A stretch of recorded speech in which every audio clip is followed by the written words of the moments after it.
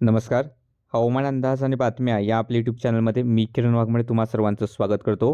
आज 1 डिसेंबर पाहूयात. आज राज्य आणि उद्या राज्यातील हवामान कसं राहील, तसेच राज्यात पुन्हा एकदा वातावरणात थोडाफार बदल दिसेल तो सुद्धा आपण पाहूयात. तर सर्वात प्रथम जर पाहिलं तर चक्रीवादळाचा राहिलेला अंश चेन्नईच्या 100 किलोमीटर पूर्वेच्या आसपास पाहायला मिळतोय आणि त्यामुळे चेन्नईच्या आसपास सकाळपासूनच पावसाचा जोर टिकून आहे.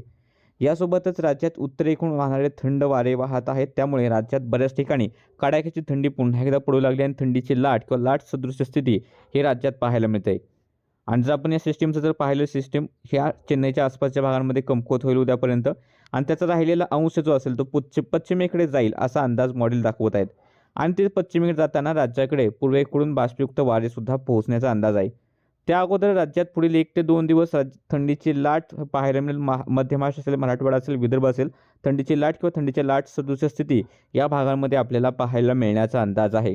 आणि पूर्वेकडचे वारे आल्यानंतर साधारणतः 4 तारखेपासून दक्षिण मध्य महाराष्ट्र किंवा पश्चिम महाराष्ट्रातील थंडी पुन्हा एकदा कमी होण्याचा अंदाज आहे. आणि साधारणतः 5 तारखेला खूप मोठी प्रमाणात शक्यता नाही, मात्र 5 तारखेला सांगली, साताऱ्याचे दक्षिण भाग, सोलापूरचे दक्षिण भाग, कोल्हापूर, रत्नागिरी दक्षिण, सिंधुदुर्गचे दक्षिण भाग, गोवा, बेळगावचे काय भाग असतील या ठिकाणी ढगाळ हवामानात वाढ होईल. आणि झाला तर हलका पाऊस, तोही सार्वत्रिक नाही, एक दुसऱ्या ठिकाणी हलका पाऊस होईल अशी शक्यता आहे. खूप मोठा पावसाचा अंदाज नाही आहे, मात्र एक दुसऱ्या ठिकाणी हलक्या पावसाचे सरी पाहायला मिळू शकतात. बाकी राज्याच्या इतर ठिकाणी या सिस्टीमचा किंवा या वाऱ्यांचा विशेष प्रभाव जाणवणार नाही. थोडीशी थंडी 5 तारखेला 6 तारखेला राज्यात थोडीफार कमी राहील, पण तरीसुद्धा उत्तरेकडील भागांमध्ये थंडी ही टिकून राहण्याचा अंदाज आहे. आणि येत्या काही दिवसामध्ये उद्या जर आपण आपल्या चॅनलवरती हवामान विभागात जो काही डिसेंबर महिन्याचा अंदाज आला आहे किंवा डिसेंबर ते फेब्रुवारीचा जो काही अंदाज आला आहे तो सविस्तर तुम्हाला सांगणार आहोत. तसेच आपलासुद्धा अंदाज असेल डिसेंबर महिन्यासाठी तो सुद्धा सांगणार आहोत.